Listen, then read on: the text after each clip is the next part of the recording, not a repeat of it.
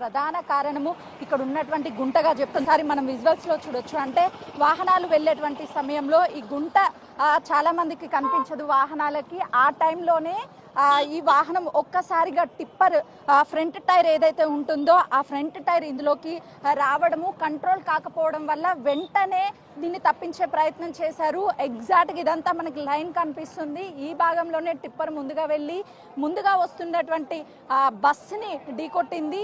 ఈ ప్రమాదం జరిగింది. అసలుకి తెల్లవారుజామున ఇలాంటి ప్రమాదాలు ఎక్కువగా జరుగుతూ ఉంటాయని చెప్తున్నారు.